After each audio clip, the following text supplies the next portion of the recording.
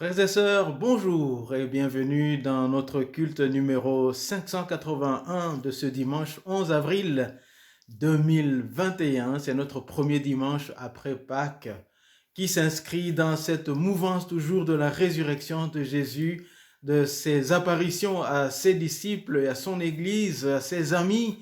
Et nous avons donc ce thème pour aujourd'hui: le Christ ressuscité conduit l'Église dans la dimension verticale et la dimension horizontale. Le Christ ressuscité conduit l'Église dans la dimension verticale et la dimension horizontale. Voilà, bienvenue en tout cas dans ce culte, où que vous soyez, que notre Seigneur dirige nos pas, que notre Seigneur nous parle, que notre Seigneur prenne plaisir à notre culte en ce dimanche, en communion avec tous les frères et sœurs d'ici et d'ailleurs, qui se réunissent à des moments bien différents d'après leur fuseau horaire, mais au nom de notre Seigneur Jésus-Christ, car il dit: là où deux ou trois sont assemblés en mon nom, je suis au milieu d'eux. Amen, amen. Nous allons donc vraiment chanter, adorer notre Dieu et le remercier et lui dire aussi nos requêtes. Nous allons entrer dans l'adoration. Ce sera aussi des moments de prière, parce que chanter, c'est prier de foi. Donc voilà, merci beaucoup. Nous commençons par ce cantique: tous les anges louent sa sainteté, ce cantique du groupe EXO.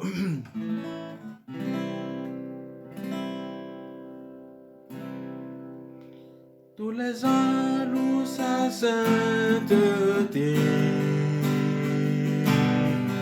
l'univers crie sa majesté. Chantons gloire et puissance, force et louange à l'agneau immolé, à l'agneau immolé. Les ténèbres ont reculé devant l'œuvre de la croix, devant l'agneau immolé, et le sang versé pour moi.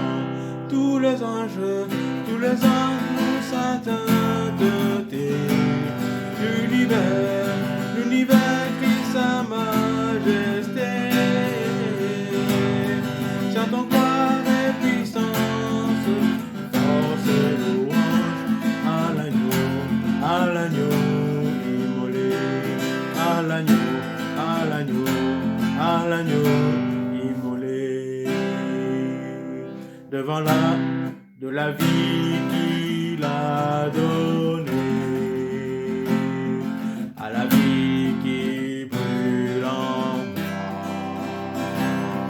tant d'amour et à jamais, ma connaissance aura. Tous les anges louent sa sainteté, l'univers crie sa majesté.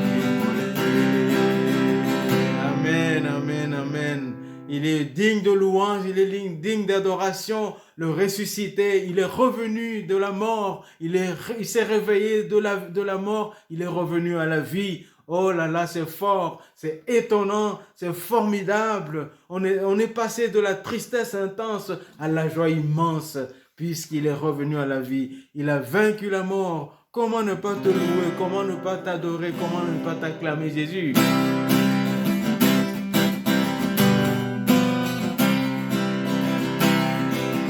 Comment ne pas te louer Jésus?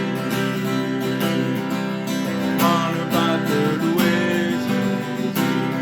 Comment ne pas te louer? Comment ne pas te louer? Comment ne pas te louer Jésus? Comment ne pas te louer? Comment ne pas te louer? Comment ne pas te louer Jésus? Comment ne pas t'adorer Jésus? Comment ne pas t'adorer Jésus? Comment ne pas t'adorer? Comment ne pas t'adorer? Comment ne pas t'adorer Jésus? Comment ne pas t'adorer? Comment ne pas t'adorer? Comment ne pas t'adorer Jésus? Comment ne pas t'élever Jésus? Comment ne pas t'élever Jésus? Comment ne pas t'élever?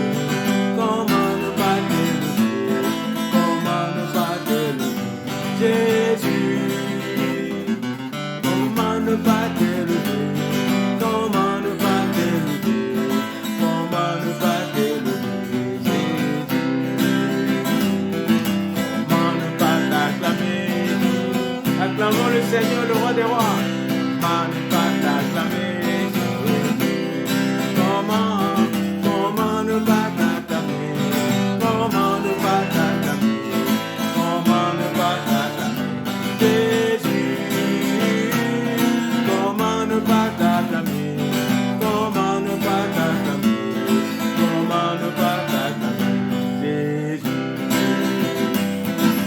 Comment ne pas t'élever Jésus? Alléluia.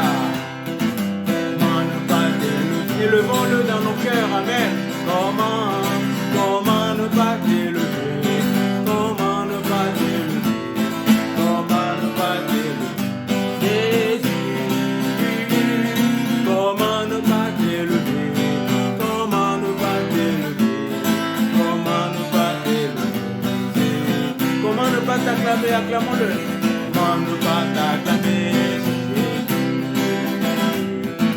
Comment ne pas t'acclamer Jésus? Comment ne pas t'acclamer?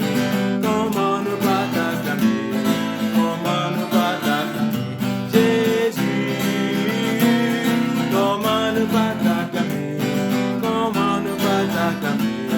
Comment ne pas t'acclamer Jésus? Alléluia. Amen, amen. Il est digne vraiment d'être acclamé, d'être adoré, d'être élevé.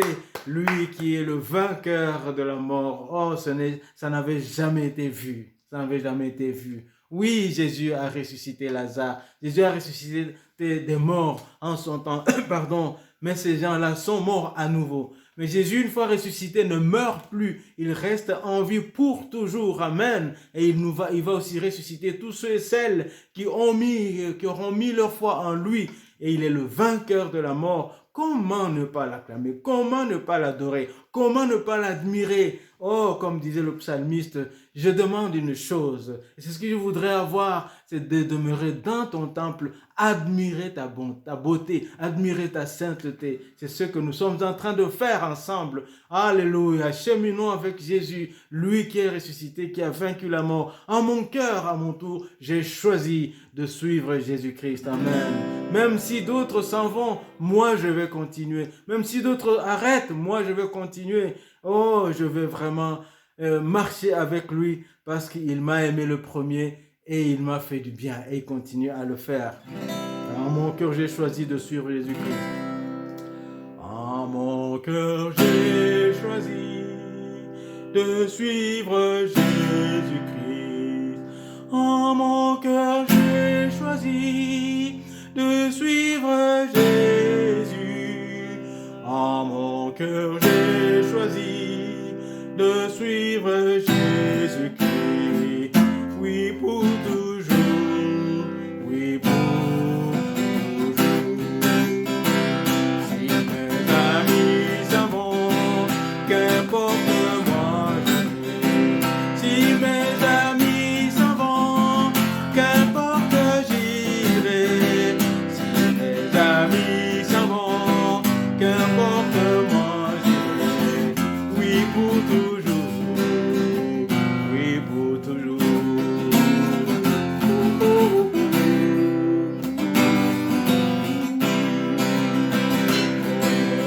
Je dis non, joyeux je prends ma part. Au monde je dis non, j'accepte la croix. Au monde je dis non, joyeux je prends ma part. Oui pour toujours, oui pour toujours, oui pour toujours, oui pour toujours. Au monde je dis non, joyeux je prends ma croix. Au monde je dis non, j'accepte la croix.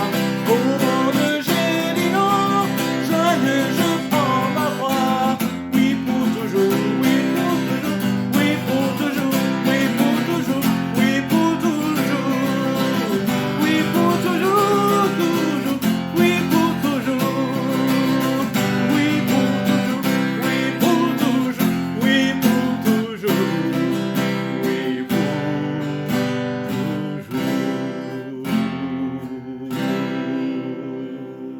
Oui, Seigneur, merci parce que tu m'as aimé le premier. Tu as aimé chacun de nous le premier. Tu es venu jusqu'à nous. Tu as accepté les moqueries. Tu as fait de grandes choses dans ce monde. On t'a acclamé, mais aussi on t'a haï. Oh, mais tu es allé jusqu'au bout de ta mission, Seigneur, merci. Et moi, à mon tour, je vais te suivre jusqu'à la fin de mes jours, jusqu'à mon dernier souffle. Je vais te suivre. Je vais, Seigneur, vivre en communion avec toi. Je vais, Seigneur, me développer en toi, développer ma relation avec toi. Oui, je te respecte, Seigneur, car tu as fait de grandes choses. Comme on dit, chapeau, chapeau, je te tire mon chapeau parce que tu as fait de grandes choses. Tu es inégalable, tu es inégalable. Tu sais marcher sur les eaux, tu sais multiplier les pains à partir de quasi de rien, à partir de pas grand-chose. Tu es grand, tu révèles les morts, tu guéris les malades par ta parole, tu les touches, ils sont guéris. Tu es vraiment au-dessus de tout, Seigneur. Tu es au-dessus de tout.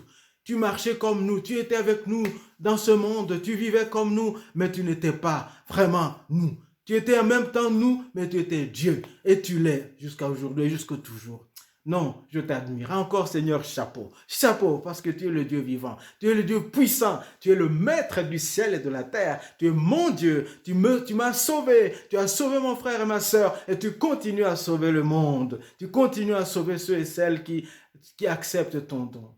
Je t'admire, Seigneur. Je veux aussi te suivre toute ma vie. Que ce culte te soit agréable. Que ce culte te soit, Seigneur, agréable. Que chaque parole qui sort de nos bouches puisse être agréable. Merci, Seigneur, de nous accueillir en ta présence. Nous aussi, nous t'accueillons dans ce culte, Seigneur. Nous t'accueillons au milieu de nous. Et nous t'acclamons. Nous acclamons ton saint nom. Car tu es Dieu vivant, le maître du ciel et de la terre, qui dit un mot et la chose s'accomplit. Non, tu es vivant. Tu es puissant. Seigneur, merci. Merci de nous exaucer, d'exaucer nos prières pour les malades, d'exaucer nos prières pour les pécheurs qu'ils viennent à toi, d'exaucer nos prières pour ceux qui ont accepté de te suivre afin que tu te montres encore plus à eux, à nous. Oui, Seigneur, merci. Merci vraiment. Je t'admire, nous t'admirons ce matin encore. Nous t'admirons avec ton Église. Nous t'admirons, Seigneur, loin où nous sommes les uns des autres à cause de la pandémie, à cause des conditions sanitaires, de restrictions sanitaires. Mais nous t'admirons d'un commun accord, Seigneur, en union d'esprit. Alléluia. Nous t'admirons. Nous te remercions. Nous t'adorons, car tu es puissant. Alléluia. Oh, nous voulons louer notre Dieu avec ce psaume 118. Nous prendrons le verset 1, le verset 4 et nous sauterons au verset 16 jusqu'au 25. Psaume 118. Louez l'Éternel car il est bon. Oui, sa bonté dure éternellement. Que ceux qui craignent l'Éternel le disent. Oui, sa bonté dure éternellement. La main droite de l'Éternel est élevée. La main droite de l'Éternel agit avec puissance. Alléluia. Je ne mourrai pas, je vivrai. Je raconterai ce que l'Éternel a fait. L'Éternel m'a corrigé, mais il ne m'a pas livré à la mort. Ouvrez les portes de la justice. J'entrerai et je louerai l'Éternel. Voici la porte de l'Éternel. C'est par elle que les justes entrent. Je te loue parce que tu m'as répondu, parce que tu m'as sauvé. La pierre qu'ont rejetée ceux qui construisaient est devenue la pierre angulaire. C'est l'œuvre de l'Éternel, c'est un prodige à nos yeux. Voici le jour que l'Éternel a fait, qu'il soit pour nous un sujet d'allégresse et de joie. Éternel, accorde donc le salut. Éternel, donne le succès. Alléluia. Oh, prions et invoquons son nom au milieu de nous, en lui demandant aussi de nous pardonner nos fautes. Seigneur, merci. Merci car notre secours vient de toi, toi éternel qui as fait les cieux et la terre et qui nous sauve par Jésus-Christ. Nous venons à toi ce matin pour te demander d'être au milieu de nous selon ta promesse, toi qui as dit, là où 2 ou 3 sont assemblés en mon nom, je suis au milieu d'eux. Merci d'être ici. Alléluia. Merci Seigneur d'être ici. Merci car tu es ici. Merci car tu es ici. Nous invoquons ton nom pour que ta présence transforme nos vies. Ta présence transfigure nos existences. Alléluia. Que ta présence féconde nos paroles, nos bouches, nos esprits, nos pensées, afin que l'Esprit Saint nous inonde. L'Esprit Saint nous inonde. Lui qui t'a ressuscité des morts, qu'il m'inonde ma vie, qu'il inonde la vie de ma sœur, qu'il inonde la vie de mon frère, qu'il inonde la vie de ton Église, que le Saint-Esprit nous inonde. Alléluia. Oh Seigneur, nous sommes en ta présence ce matin. Nous commençons avec des soucis, peut-être avec des fardeaux spirituels ou physiques ou moraux. Mais Seigneur, nous voulons terminer ce culte allégé à cause de ta paix que tu nous donnes, à cause de ta joie que tu nous donnes. Oui Seigneur, nous invoquons ton nom. Alléluia. Glorifie ton nom dans ma vie. Glorifie ton nom dans cette église. Glorifie ton nom dans la vie de ceux et celles qui te suivent, qui nous suivent maintenant. Glorifie ton nom. Élève ton nom. Alléluia. Seigneur, merci car tu touches mon frère et ma sœur qui est malade. Tu touches des personnes que nous connaissons, que nous ne connaissons pas. D'autres pour lesquelles nous prions anonymement. Tu les touches, Seigneur, dans leur situation. Certains sont en soins intensifs ce matin, depuis quelques jours. Certains, Seigneur, sont vraiment avec la Covid ou le Covid, terriblement malades, à des niveaux différents, des niveaux divers. Seigneur, merci d'étendre ta main sur eux, d'étendre ta main sur ceux qui sont malades d'autres situations sanitaires, notamment le cancer, notamment le problème d'estomac, de gastrique, notamment la sciatique et d'autres. Seigneur, tu connais beaucoup de gens. Moi-même, j'en fais partie, Seigneur. Merci de toucher tous ceux qui sont souffrants ce matin. Merci de leur donner ta guérison. Merci d'être avec ceux qui sont dans le deuil, ceux qui ont perdu un être cher. Merci de les soutenir aussi, de les fortifier, de pleurer avec eux, de leur donner le réconfort qui vient de toi, qui vient de ton esprit. Merci d'être avec nos jeunes, nos enfants, nos ados, nos moins jeunes, chacun à l'âge où nous sommes, que nous avons. Nous te louons, Seigneur, et nous te demandons de prendre en main nos vies et de nous aider à nous prendre en main avec toi, à marcher avec toi dans la maturité de l'esprit. Dans ce monde où nous marchons à contre-courant dans notre foi, merci Seigneur de nous sanctifier par ta parole, car ta parole est la vérité. Et ta parole, c'est Jésus, toi notre Sauveur et notre Seigneur. Merci de nous sanctifier par toi-même. Oh, alléluia. Seigneur, nous prions pour tes serviteurs et servantes, les pasteurs, les familles de pasteurs, j'en suis, les familles de serviteurs et servantes, des anciens d'église, des diacres, des chanteurs, des choristes, des membres du groupe de louanges, et tous ceux qui exercent quelque responsabilité que ce soit dans l'Église. Nous prions pour eux, Seigneur. Ceux qui s'occupent de la trésorerie, ceux qui s'occupent de l'évangélisation et autres. Papa, nous demandons que tu les bénisses, que tu les fortifies, que tu les transformes aussi par ta présence, que tu les remplisses de ta sagesse, de ta protection aussi. Protège-nous, protège nos maisons, protège nos familles. Alléluia, que tes anges campent autour de nous et nous arrachent au danger. Nous prions pour chaque fidèle dans l'église. Tu connais chaque fidèle et chacun avec sa famille. Tu connais les situations dans nos familles. Il y a des situations de joie, mais parfois, ou pour ne pas dire souvent, il y a aussi des situations de malheur, des disputes. Nous demandons, Père, que tu visites aussi ce matin chacun de nous et que tu nous donnes ta paix. Toi qui as dit, je vous laisse ma paix. Je vous donne la paix, non pas comme le monde la donne. Alléluia. Alors que ta paix nous inonde aussi. Que ta paix vive en nous. Que ta paix nous transforme. Oh Seigneur, merci. Car tu es ici, présent au milieu de nous. Oh Papa, nous demandons que tu visites chaque église, ici en Belgique, mais chaque église en Europe et dans le monde entier. Non pas seulement les églises baptistes, mais d'autres églises aussi. Des églises protestantes, catholiques, orthodoxes. Nous voulons, Papa, que ta lumière rentre vraiment dans ce monde en passant par le message de tes enfants, le message de tes églises. Oh Jésus, tu as bâti ton église et les forces de Hadès n'auront aucun pouvoir sur ton église. Les églises locales dépendent de toi aussi. Elles ont besoin de toi pour vivre et continuer le chemin et la mission que tu leur as adressée, que tu leur as confiée, que tu nous as confiée. Nous avons besoin de bâtir avec toi ce matin. Merci, car tu es ici. Merci, car tu nous bénis. Merci, car tu prends en main ce culte, la direction de ce culte. Alléluia. Bien-aimés frères et sœurs, que le ressuscité, lui le prince de la paix, vous donne lui-même la paix en tout temps, de toute manière. Que le Seigneur soit avec vous tous. Amen. Alléluia. Amen. Quel bonheur de marcher avec lui. Il conduira tous mes pas de mon voyage ici-bas. Quel bonheur de marcher avec lui. Avec lui, montons toujours plus haut. Ne craignons pas le danger. Jésus est le bon berger. Quel bonheur d'avoir un tel ami. Quel bonheur de marcher avec lui. Quel bonheur de marcher avec lui. Il conduira tous mes pas de mon voyage ici-bas. Quel bonheur de marcher avec lui. Avec lui, montons toujours plus haut. Avec lui, montons toujours plus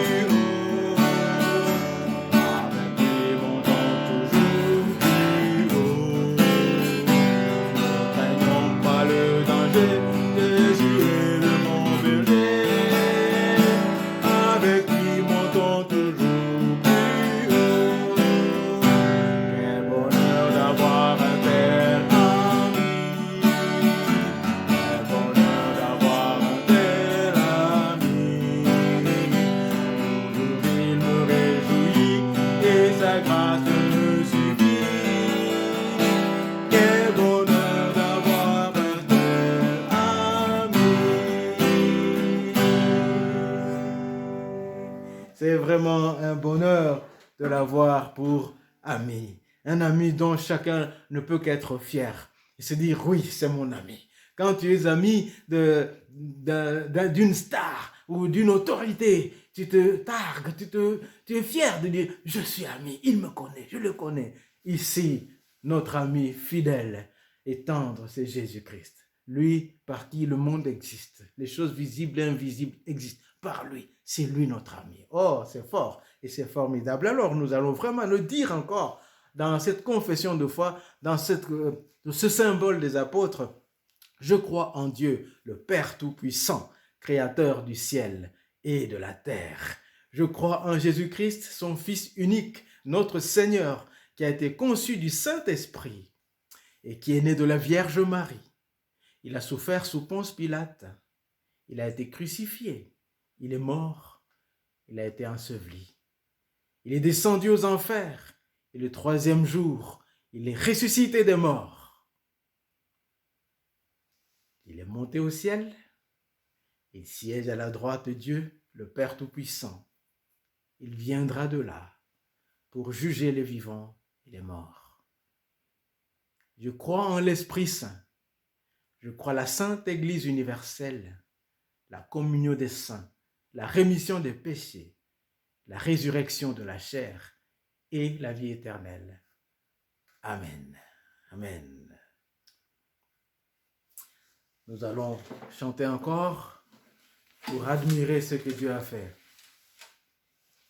À notre tour, nous lui demandons de recevoir notre amour. Quand j'ai vu tes mains guérir tant de malades, quand j'ai vu tes mains guérir tant de malades, quand j'ai vu tes mains qui rompaient du pain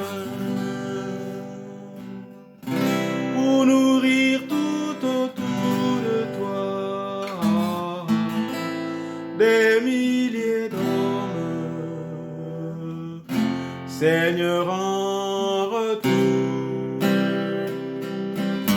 reçois mon amour, Seigneur, en retour, reçois mon amour. Quand j'ai vu tes pieds saigner de partout, quand j'ai vu tes pieds percés par le clou pour sauver tout autour de toi des milliers d'hommes, Seigneur, en retour, reçois mon amour, Seigneur, en retour, reçois mon amour. Quand j'ai vu tes yeux pleins de pleurs, de larmes, quand j'ai vu tes yeux au regard d'amour, pardonner tout autour de toi des milliers d'hommes, Seigneur, en retour, reçois mon amour, Seigneur, en retour, reçois mon amour. Et quand j'ai vu ton corps tout meurtri de coups, quand j'ai vu ton corps vivant malgré tout, ressuscité pour toujours, des milliers d'hommes, Seigneur, en retour, reçois mon amour, Seigneur, en retour, reçois mon amour.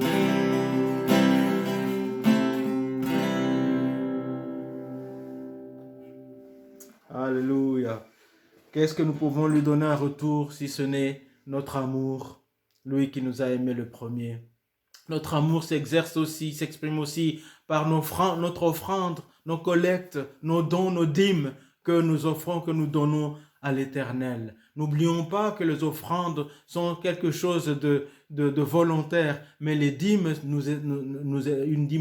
la dîme nous est imposée par Dieu. C'est le 10e de nos avoirs pour glorifier le nom de notre Dieu. Et 1 Corinthiens dit ceci au sujet des collectes, des dons que nous pouvons faire, que l'Église faisait et qu'elle peut faire encore aujourd'hui, qu'elle est appelée à faire. 1 Corinthiens 16, verset 2, que chacun de vous, le dimanche, mette de côté chez lui ce qu'il pourra, en fonction de ses moyens, afin qu'on n'attende pas mon arrivée pour récolter les dons. Et ici, la situation concorde un peu avec la manière dont nous sommes aujourd'hui par le confinement ou les conditions sanitaires, les restrictions sanitaires qui nous imposent de ne pas, qui nous empêchent d'être ensemble. Voilà, donc ici nous préparons chacun ce que nous pouvons donner au Seigneur et nous le mettons sur le compte de l'Église et ne pas attendre le jour où nous serons à nouveau réunis. Et merci à ceux et celles qui donnent déjà. Notre numéro du compte de l'Église, c'est le BE 85 0018 3102 1106. BE 85, je répète, BE 85 0018 3102 1106. Et si vous faites un don à partir d'une banque étrangère, voici le code bancaire international GEBABEBB. GEBABEBB. Merci beaucoup pour vos offrandes et nous voulons vraiment que le Seigneur ouvre sur nous les écluses des cieux d'après ses promesses. Alléluia, parce qu'il dit, mettez-moi ainsi de la sorte à l'épreuve et vous verrez si je n'ouvre pas les écluses des cieux.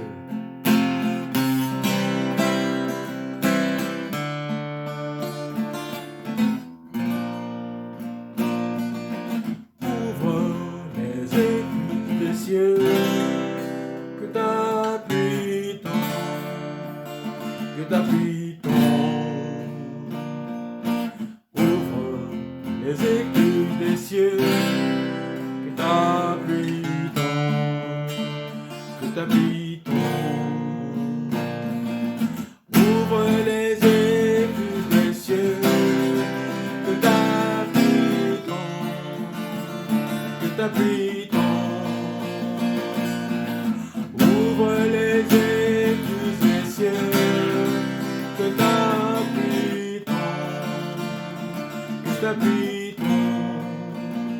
Seigneur notre Dieu, nous te remercions parce que tu es celui qui nous écoute, qui écoute l'Église, qui écoute les prières de ton Église. Daigne ouvrir les écluses des cieux maintenant, alléluia, sur chacun de nous et nous bénir cette offrande que nous te donnons, que celle nous allons encore donner, alléluia, et accomplis sur chacun de nous, chacune de nos vies, tes promesses, Papa, car tu es le Dieu fidèle, tu promets, tu réalises, alléluia. Merci beaucoup. Merci d'agir. Alléluia. Alléluia. Par-dessus tout, prends nos cœurs, nos corps. Et que chacune de nos vies te rende la gloire qui t'est due. Bénis nos activités. Bénis, Seigneur, nos travaux, à chacun notre travail, notre profession. Et donne une profession à celles et ceux qui en cherchent. Alléluia. Ainsi, par tes bénédictions matérielles que tu nous donnes, nous pouvons en partager avec ton Église. Bénis sans cesse. Alléluia. Amen, amen. Gloire à toi, Seigneur. Alléluia. Alors que nous approchons de l'écoute de la parole, nous allons prier et demander au Seigneur d'être avec nous et de nous ouvrir les oreilles, de nous parler selon la volonté de son Esprit Saint. Parle-moi, c'est là ma prière. Parle-moi, parle-moi. C'est là ma prière. Je t'écoute, ô Père, prêt à t'obéir.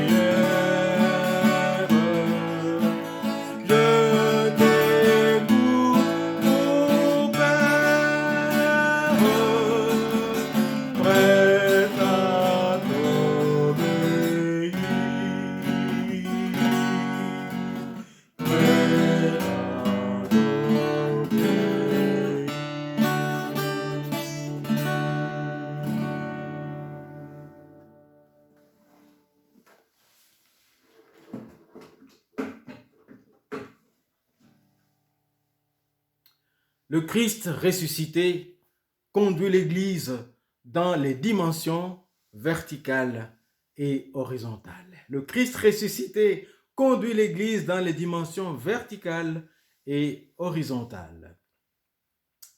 Jean chapitre 20, versets 19 à 31. Jean 20, l'évangile de Jean chapitre 20, verset 19 jusqu'au verset 31. Je lis dans la version TOB, la traduction œcuménique de la Bible. Le soir de ce même jour qui était le premier de la semaine, donc entendez dimanche, alors que par crainte des autorités juives, les portes de la maison où se trouvaient les disciples étaient verrouillées, Jésus vint, il se tint au milieu d'eux et il leur dit, « La paix soit avec vous. » Tout en parlant, il leur montra ses mains et son côté. En voyant le Seigneur, les disciples furent tous à la joie. Alors, à nouveau, Jésus leur dit, « La paix soit avec vous. Comme le Père m'a envoyé, à mon tour, je vous envoie. » Ayant ainsi parlé, il souffla sur eux et leur dit, « Recevez l'Esprit Saint. Ceux à qui vous remettrez les péchés, ils leur seront remis. Ceux à qui vous les retiendrez, ils leur seront retenus. » Cependant, Thomas, l'un des 12, celui qu'on appelle Didyme, c'est-à-dire jumeau, n'était pas avec eux lorsque Jésus vint. Les autres disciples lui dirent donc, « Nous avons vu le Seigneur. » Mais il leur répondit, « Si je ne vois pas dans ses mains la marque des clous, si je n'enfonce pas mon doigt à la place des clous, et si je n'enfonce pas ma main dans son côté, je ne croirai pas. » Or, 8 jours plus tard, les disciples étaient à nouveau réunis dans la maison et Thomas était avec eux. Jésus vint, toute porte verrouillée. Il se tint au milieu d'eux et leur dit, « La paix soit avec vous. » Ensuite, il dit à Thomas, « Avance ton doigt ici et regarde mes mains. Avance ta main et enfonce-la dans mon côté. Cesse d'être incrédule et deviens un homme de foi. » Amen. Thomas lui répondit, « Mon Seigneur et mon Dieu. » Jésus lui dit, « Parce que tu m'as vu, tu as cru. Bienheureux ceux qui, sans avoir vu, ont cru. » Jésus a opéré sous les yeux de ses disciples bien d'autres signes qui ne sont pas rapportés dans ce livre. Ceux-ci l'ont été pour que vous croyiez que Jésus est le Christ, le Fils de Dieu, et pour que, en croyant, vous ayez la vie en son nom. Prenons un deuxième texte dans 1 Jean, dans l'épître, la première épître de Jean, chapitre 5, les 6 premiers versets. Quiconque croit que Jésus est le Christ, donc 1 Jean 5, 1 à 6. Quiconque croit que Jésus est le Christ est né de Dieu. Et quiconque aime Dieu, qui engendre, aime aussi celui qui est né de Dieu. À ceci, nous reconnaissons que nous aimons les enfants de Dieu, si nous aimons Dieu et mettons en pratique ses commandements. Car voici ce qu'est l'amour de Dieu, que nous gardions ses commandements. Et ces commandements ne sont pas un fardeau, puisque tout ce qui est né de Dieu est vainqueur du monde. Et la victoire qui a vaincu le monde, c'est notre foi. Qui est vainqueur du monde, sinon celui qui croit que Jésus est le Fils de Dieu? C'est lui qui est venu par l'eau et par le sang, Jésus-Christ, non avec l'eau seulement, mais avec l'eau et le sang. Et c'est l'Esprit qui rend témoignage parce que l'Esprit est la vérité. Amen. Un dernier texte, c'est dans Actes des Apôtres, chapitre 4, à partir du verset 32 jusqu'au verset 37. Actes des Apôtres, chapitre 4, verset 32 à 37. La multitude de ceux qui étaient devenus croyants n'avait qu'un cœur et qu'une âme. Et nul ne considérait comme sa propriété l'un quelconque de ses biens. Au contraire, il mettait tout en commun. Une grande puissance marquait le témoignage rendu par les apôtres à la résurrection du Seigneur Jésus, et une grande grâce était à l'œuvre chez eux tous. Nul parmi eux n'était indigent. En effet, ceux qui se trouvaient possesseurs de terrains ou de maisons les vendaient, apportaient le prix des biens qu'ils avaient cédés et le déposaient aux pieds des apôtres. Chacun en recevait une part selon ses besoins. Ainsi, Joseph, surnommé Barabbas par les apôtres, ce qui signifie l'homme du réconfort, possédait un champ. C'était un lévite originaire de Chypre. Il vendit son champ, en apporta le montant et le déposa aux pieds des apôtres. Amen. Jusque-là, la lecture de la parole de notre Dieu. Jésus, le Christ ressuscité, conduit l'Église dans les dimensions verticales et horizontales. Jésus ressuscité. Comme nous avons célébré Pâques dimanche dernier, nous sommes à 8 jours de cette célébration. Nous sommes donc en plein dans l'époque, le temps où Jésus va apparaître et est en train d'apparaître à ses disciples. Et Luc, dans Actes des Apôtres au chapitre 1, va nous dire qu'il l'a fait pendant 40 jours. Il se montrait à ses disciples. Et Paul, dans 1 Corinthiens 15, va dire qu'il s'est montré à plus de 500 frères. Et à l'époque de la rédaction de 1 Corinthiens, Paul disait, certains à qui Jésus est apparu sont encore vivants. Maintenant, donc, c'était des témoins qu'on pouvait interroger si on avait des doutes. C'est pour cela que ceux qui écrivent ici sont des témoins oculaires des choses qu'ils ont vues. Jean va le dire, Pierre va le dire, nous étions avec lui, nous avons mangé avec lui, nous étions avec lui sur la sainte montagne, nous avons entendu la voix qui disait, celui-ci c'est mon fils bien-aimé, en qui j'ai tout mon plaisir, écoutez, je mets tout mon plaisir et écoutez-le. Nous avons vu tout ça, c'est pour cela que nous vous disons les choses, ce ne sont pas des choses fabriquées. Il s'agit de témoignages vivants, de témoignages vrais. Amen. Jésus est vivant et puisqu'il est vivant, il est revenu à la vie, il va conduire son Église dans l'amour pour Dieu et l'amour pour les autres. Les dimensions verticales et dimensions horizontales. Nous allons épingler quelques vérités dans ces textes, parce qu'il y en a beaucoup. Il y a beaucoup de vérités, mais nous allons en épingler quelques-unes. Le soir, dans Jean 20, le soir de ce même jour, les portes étaient encore fermées à cause de la peur. Et c'était le premier jour de la semaine, donc le dimanche. Jésus arrive devant ses disciples. Les portes sont closes. Mais Jésus vient, il se met au milieu d'eux. Ça nous rappelle sa parole avant qu'il meure, donc quand il était encore avec ses disciples. Là où 2 ou 3, nous avons déjà évoqué cette parole, sont réunis, assemblés à mon nom, je suis au milieu d'eux. Ici, Jésus vient au milieu de son peuple. Il est réuni le dimanche, le premier jour de la semaine. Quelque part, nous avons ici une annonce que Jésus est toujours au milieu de son peuple. Quand nous nous réunissons le dimanche et à d'autres jours aussi, Jésus vient au milieu de nous. Amen. Rien ne peut lui faire obstacle, même les portes fermées n'ont pas de puissance, de force pour lui, contre lui, sur lui.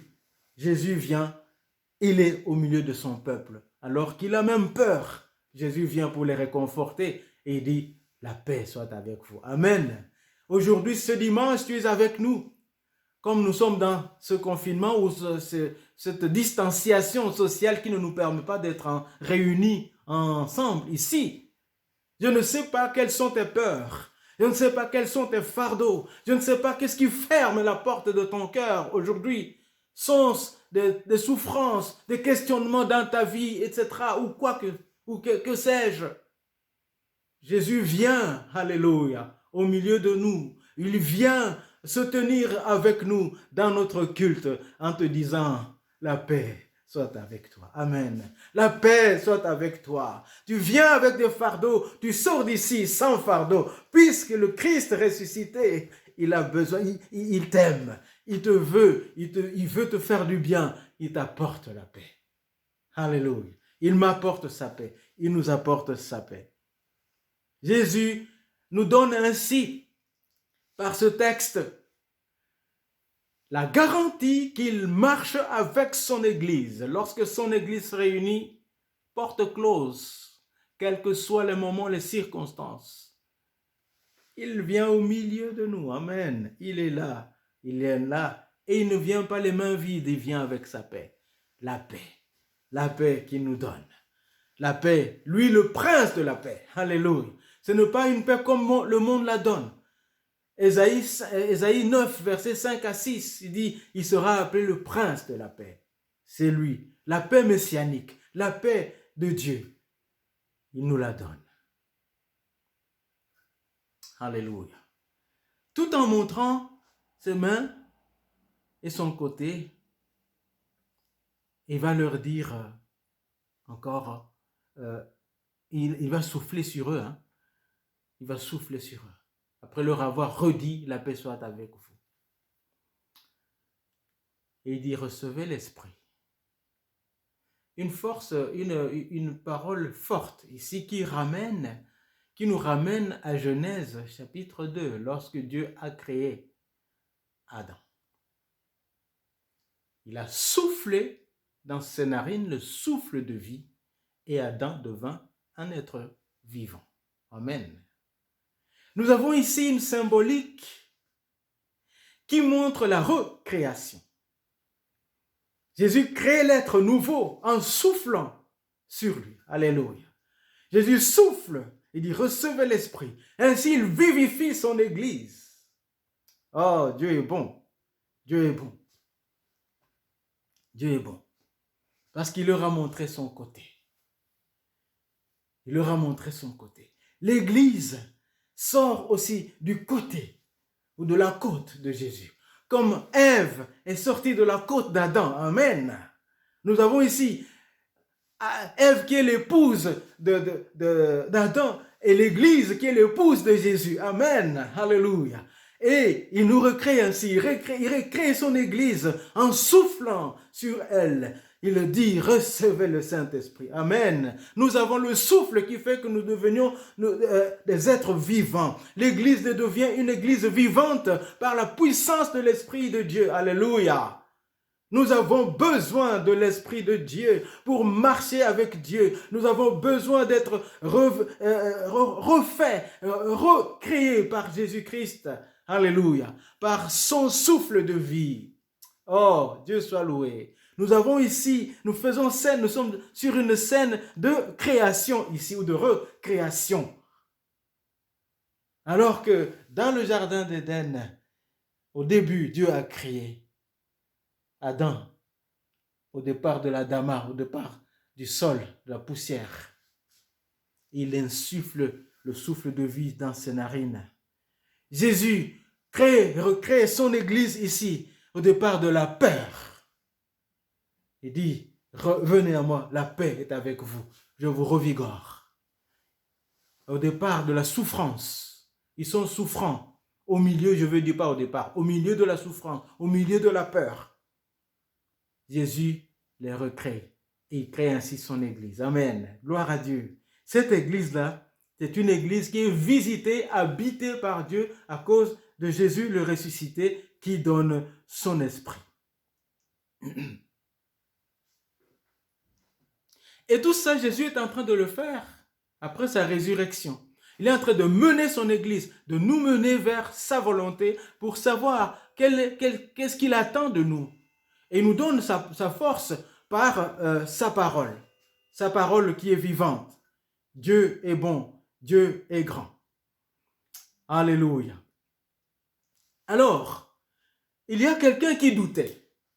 C'est Thomas, à qui les disciples disent, oui, le Seigneur nous est apparu, il est vraiment ressuscité. Mais il dit, si je ne vois pas, si je ne vois pas les clous, les marques de clous, si je n'enfonce pas mes mains dans son côté, je ne croirai pas. Jésus va faire appel à la foi. Il y a une foi qu'il avait déjà suscitée chez les disciples pendant qu'il était avec eux.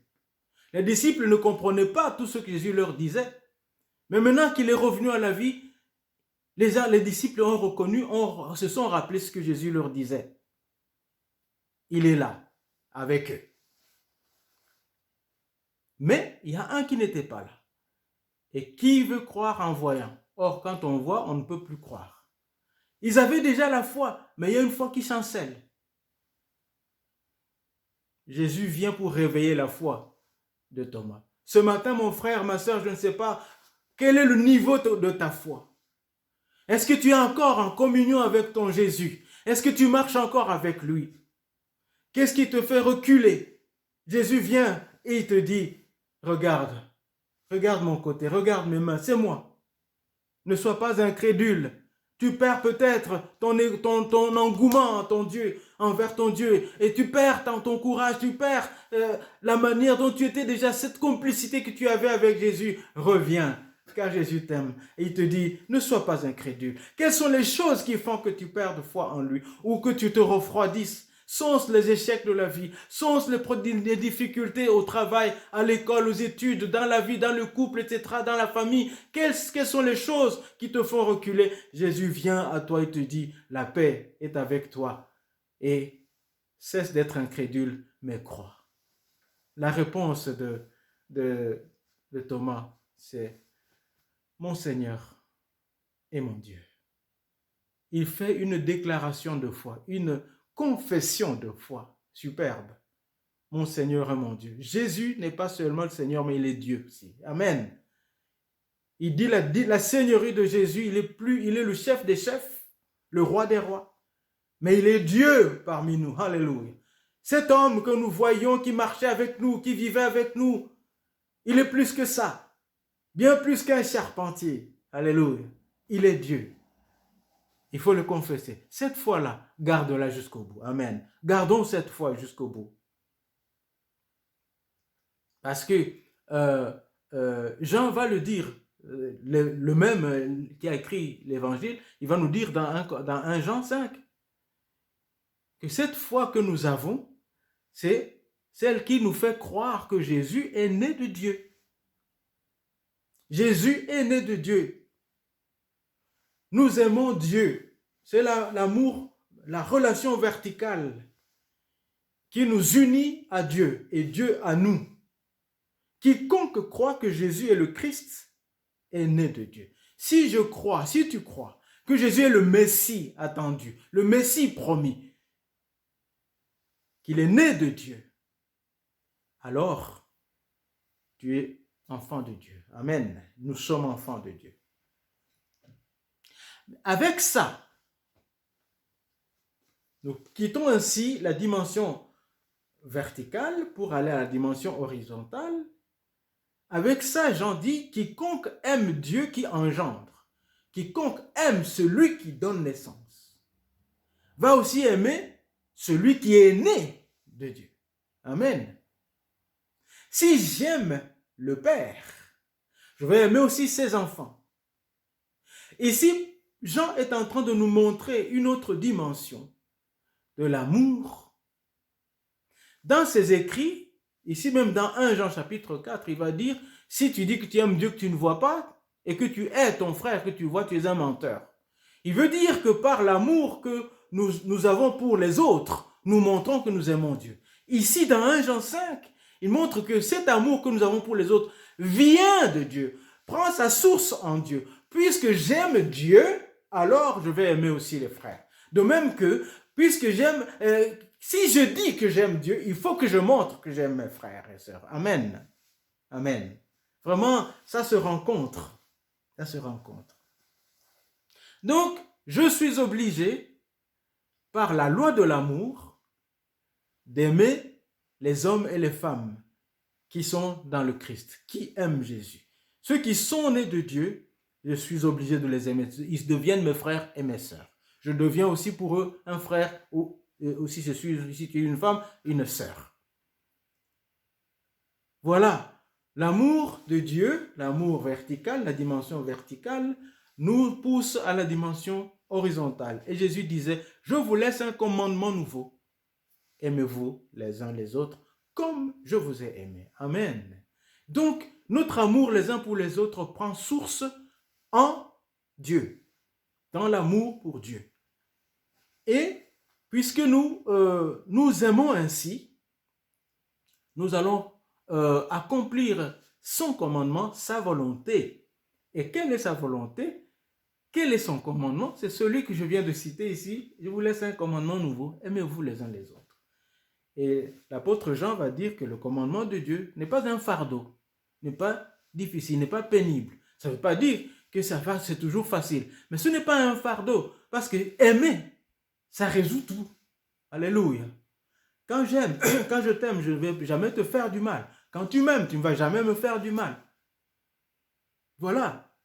Donc, ce commandement-là n'est pas un fardeau. Mais la haine est un fardeau, parce que la haine fait souffrir celui qui l'entretient. La rancune est un fardeau. Elle fait souffrir celui ou celle qui l'entretient. Les inimitiés constituent un fardeau ou des fardeaux, parce qu'ils font souffrir les personnes qui les entretiennent. Mais le pardon, l'amour, ça libère. Amen. Donc, ce n'est pas un fardeau. Le commandement de Dieu n'est pas un fardeau. Au contraire, il nous libère. Aimer nous libère. Aimer Dieu, mais aussi aimer les hommes et les femmes. Aimer Dieu, aimer aussi mes frères et mes sœurs. Comme je dis toujours, ça doit commencer chez moi, dans ma maison, dans ma famille. Ça doit commencer chez toi, dans ta maison, dans ta famille. Et puis ça sort au dehors. Alléluia. Ce commandement-là n'est pas pénible. Le Christ ressuscité, il mène son Église pas à pas vers une dimension verticale, mais aussi qui conduit à la dimension horizontale. Comme mon Père m'a envoyé, moi aussi je vous envoie. C'est avec ça, aimer les hommes et les femmes créés à l'image de Dieu, en particulier les enfants de Dieu, ceux qui ont accepté Jésus comme sauveur, bien entendu, et d'autres aussi. Et cette dimension verticale que nous avons, elle est scellée par quoi? Par notre foi au Christ comme étant fils de Dieu. Jésus est le fils de Dieu. Jean insiste sur ça, parce qu'à l'époque, il y avait une secte qu'on appelait une secte de docètes, le docétisme. C'est des gens qui professaient, qui disaient que Jésus, il a d'abord commencé comme un humain, et c'est à son baptême, lorsque le Saint-Esprit est descendu sur lui et que la voix a parlé du ciel en disant celui-ci est mon fils bien-aimé en qui j'ai mis toute ma confiance. C'est à ce moment-là que le Christ, Dieu, la divinité est entrée en Jésus. Ça, c'est les docètes qui disaient ça. Et cet esprit-là a quitté Jésus avant sa mort. De sorte que celui qui est mort sur la croix, c'était un homme tout court. Et Jean est en train de dire à ses contemporains, à l'église d'alors et à nous aujourd'hui, que ce même Jésus qui a été glorifié lors du baptême est resté le même, qui était sur la croix.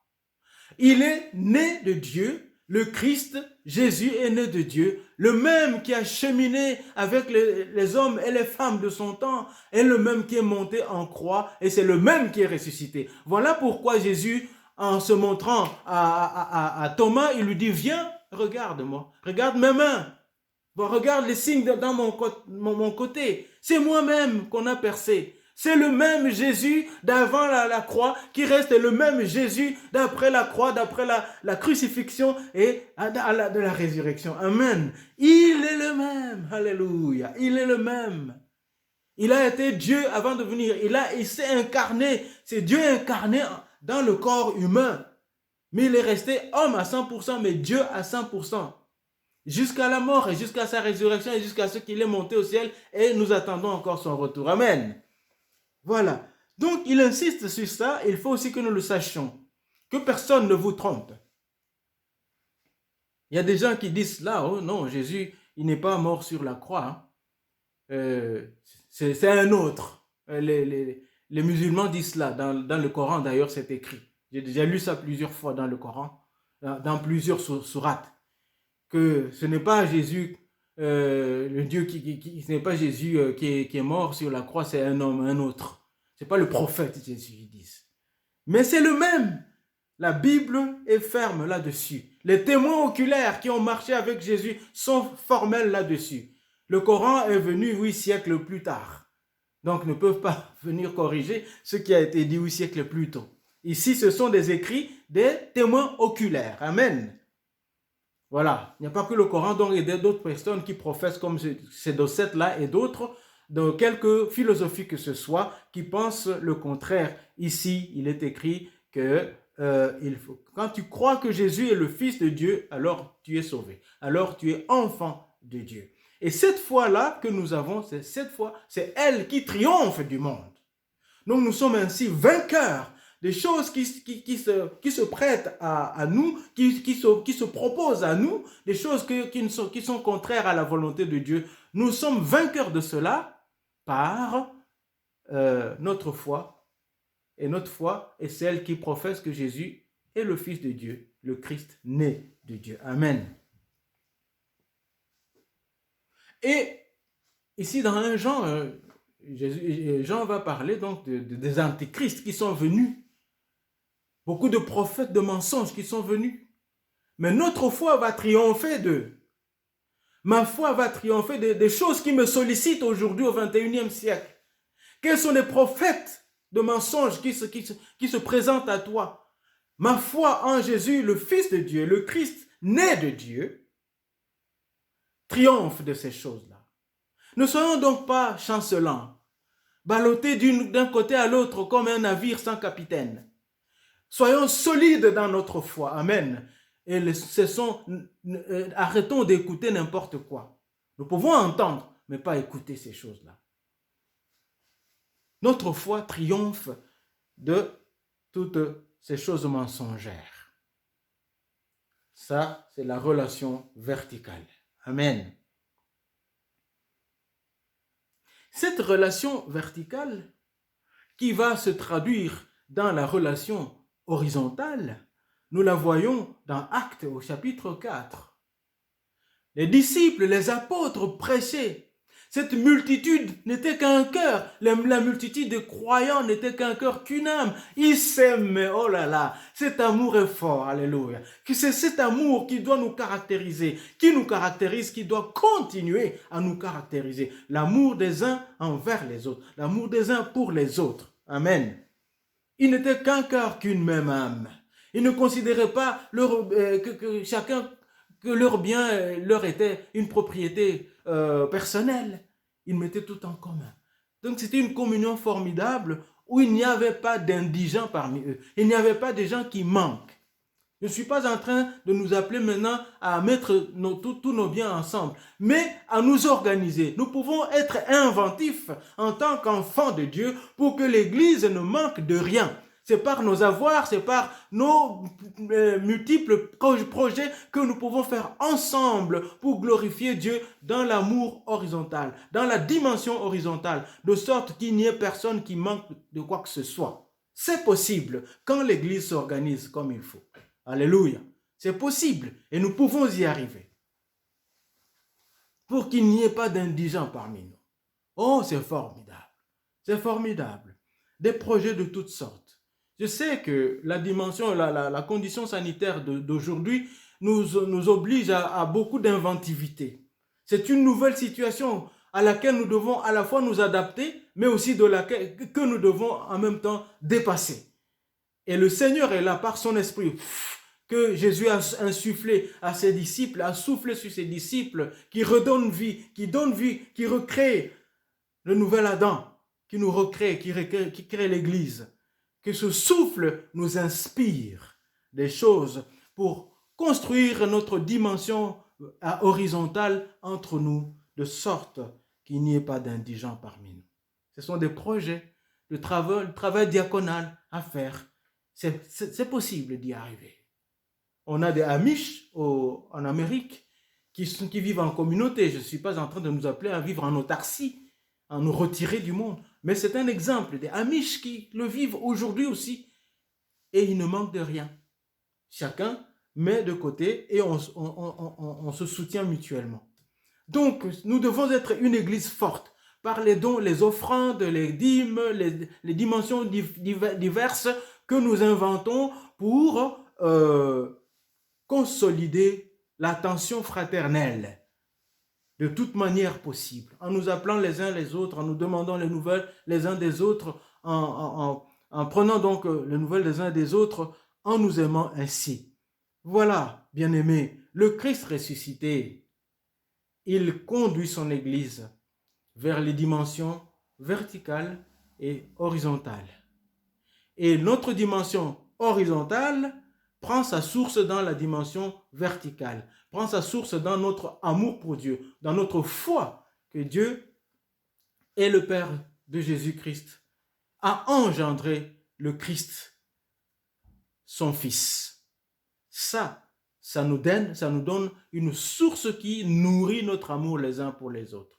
Et si je dis que j'aime Dieu, alors je suis obligé, et je dois le montrer d'ailleurs, d'aimer mon frère et ma sœur. Si j'aime celui qui a engendré, il faut que j'aime aussi celui qui l'a engendré. Si tu m'aimes, tu vas aimer mes enfants. Hein? Si je t'aime, je vais aimer tes enfants. Hein? C'est comme ça. Et chez nous, chez les Babembe, il y a un proverbe qui dit, si tu respectes quelqu'un, tu vas respecter jusqu'à son chien. Donc, si tu fais du mal au chien de quelqu'un, ça veut dire que tu as cherché à porter atteinte au propriétaire de ce chien, au maître de ce chien. Donc, si tu dis que tu aimes Dieu, tu dois aimer jusqu'à son enfant. Si tu ne montres pas de l'amour pour son enfant, celui ou celle qui est engendré de lui, alors tu montres que tu n'as pas de l'amour pour celui qui l'a engendré. C'est aussi simple que ça. Que Dieu nous donne la grâce de consolider notre amour les uns pour les autres, puisque cet amour prend source dans notre foi en Dieu qui a envoyé Jésus sur cette terre. Le Christ ressuscité conduit son Église vers les dimensions verticales et horizontales. C'est ça l'Église qui vit en parole, mais aussi en action. Que Dieu nous bénisse, que Dieu bénisse cette parole dans nos cœurs aujourd'hui encore. Alléluia. Seigneur, merci pour ta parole qui est la vérité. Je la serre dans mon cœur pour faire ta volonté. Bénis-nous, bénis chacun de nous. Aide-nous à être inventifs pour matérialiser ton amour, l'amour que nous avons pour toi, dans l'amour que nous avons les uns pour les autres. Alléluia. Amen. Demain, lundi, notre sœur Dorothée guidera le moment de prière à 18h et j'espère pour moi que le vendredi, la technologie m'aidera, me laissera être vraiment à l'heure. Veuillez vraiment excuser ces désagréments de ces derniers jours. Que Dieu nous bénisse. Continuons à prier les uns pour les autres. Portons les fardeaux les uns des autres et ne faiblissons pas dans l'amour pour Dieu qui nous conduit à l'amour pour nos semblables.